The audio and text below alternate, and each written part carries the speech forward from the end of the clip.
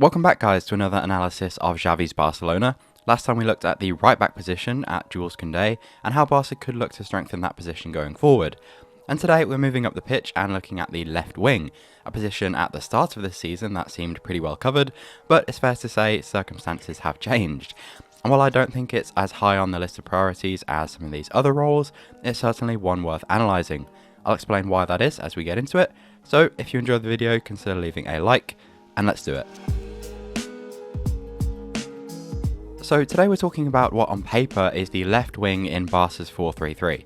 However, if you've watched my videos, you'll know Barca's shape is very rarely 4-3-3 in possession. It's actually either a 2-3-5 or a 3-2-5.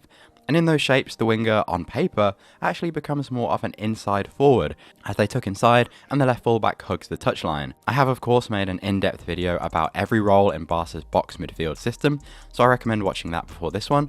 But to quickly recap, the inside forward is a really important component for Barca in the final third. They're using movement to create space for others around them, or to exploit the space that others have made, and they should also be a strong creative presence, so a big source of goals and assists in the team. Currently there are 3 players really competing for the inside forward role: Gavi, who is the first choice right now, plus Ferran Torres and Ansu Fati. The reason Gavi is first choice has a lot to do with his technical proficiency. All of these players are very dynamic, they're all intelligent runners, but in the left half space where you don't have a lot of time on the ball, Gavi's ball retention under pressure and ability to turn between the lines is really important. His versatility is also nice, he can drop deep and rotate with Frenkie de Jong, and Gavi is also a pressing and counter-pressing machine, a genuine reason why Barca's defensive numbers have been so good this season. However, what Gavi lacks, at least right now, is a high creative output from this area of the pitch.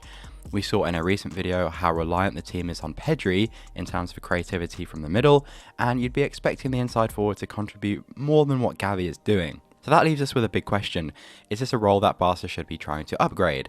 And if so, can that upgrade be found internally, or do Barca need to dip their toes in the transfer market?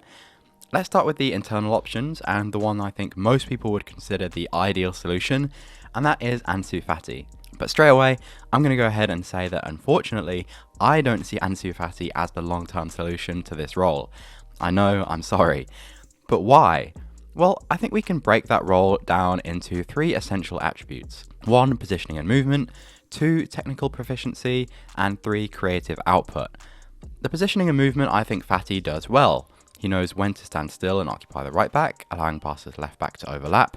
He makes a lot of runs in behind, either as a direct option or to distract the centre back, which allows your centre forward to drop into space. So for me, the real issues aren't with Ansu's positional understanding, but actually with his technical proficiency.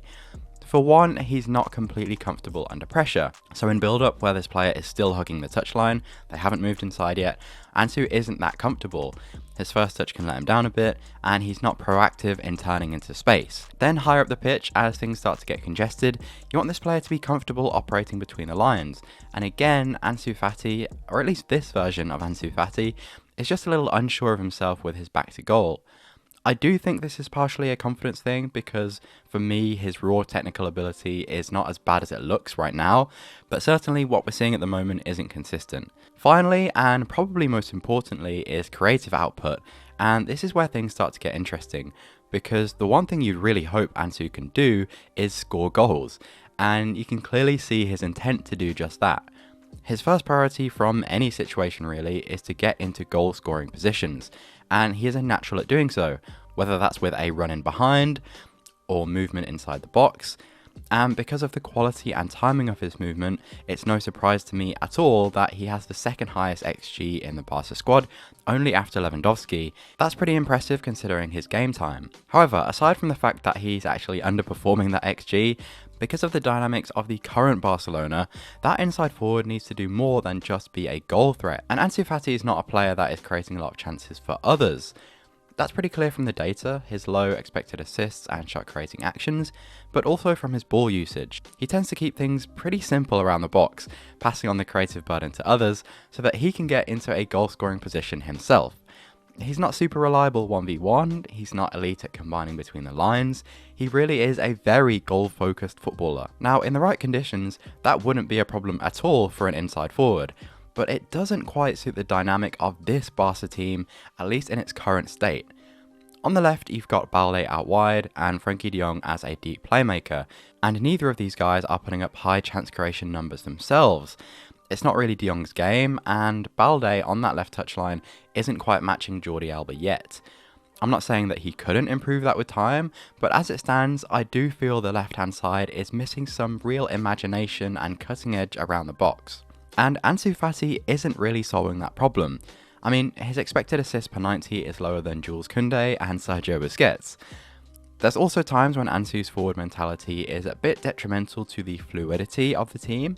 For example, like we said, when de Jong wants to wander forward, he can count on Gavi to drop back. Ansu is much less likely to do that, and they can end up occupying the same space. So all in all, as long as Barca continue with the current dynamic, I really don't see Ansu Fati as the inside forward solution. I do though see him as a long-term centre forward solution. And that obviously takes the conversation somewhere else.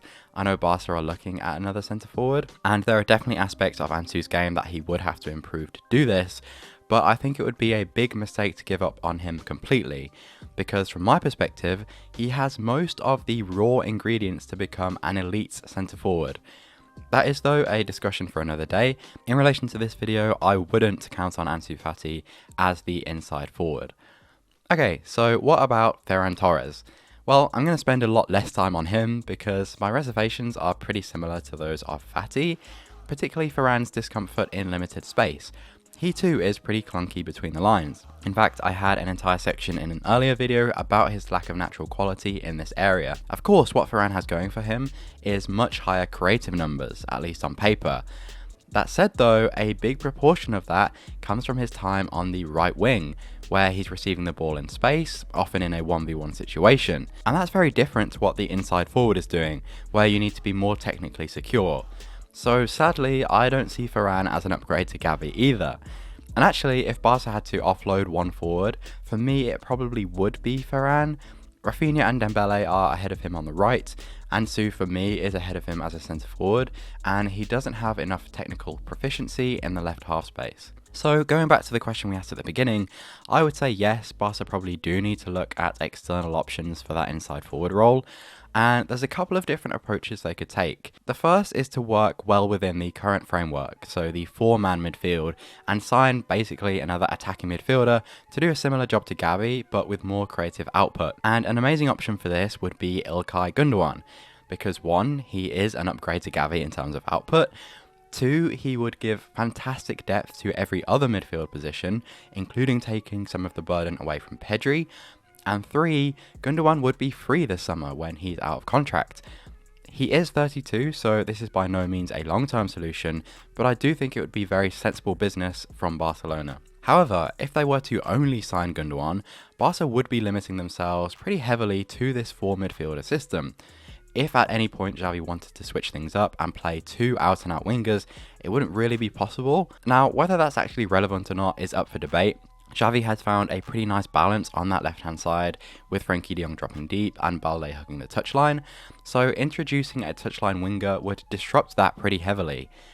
So for me, if Barca were to sign more of an offensive profile, they'd have to be more of a hybrid forward, who can operate on the flank to give variety to Barca's attack, but who can also still create from a more central area. The problem is, signing this kind of player is extremely difficult, because they usually come with a premium price tag. I'm talking the likes of Rafael Leao, who would offer a huge 1v1 threat on the left flank, or Joao Felix, who has a very well-rounded attacking profile, or even Florian Wirtz, who is still quite raw, but has immense technical quality and could become a very potent threat in the final third. As long-term options, if Barca could land any of these players, or even someone similar, it would make them a pretty scary prospect. Of course, all 3 would be almost impossible right now given Barca's finances, which is why, for the moment, the realistic option might just be to focus their investment in more important areas.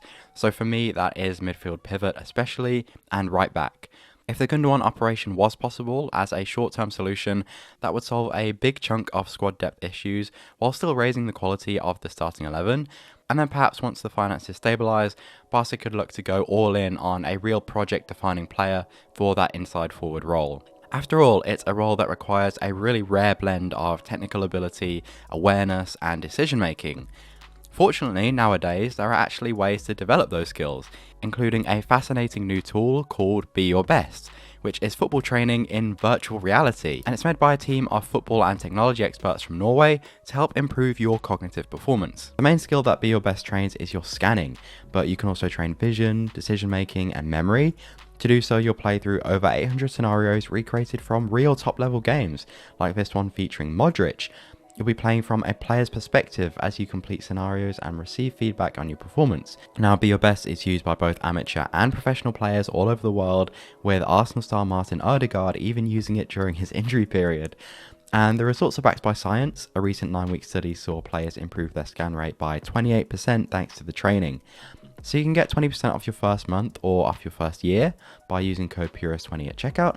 Just go to beyourbest.com to get started. The link will also be in the description, and you'll not only be improving your game, but supporting the channel as well, so everybody wins. Alright guys, thanks for watching. Thanks so much for all your support. If you enjoyed this video, consider leaving a like, subscribe so you don't miss the next one, and I'll see you soon. Take care.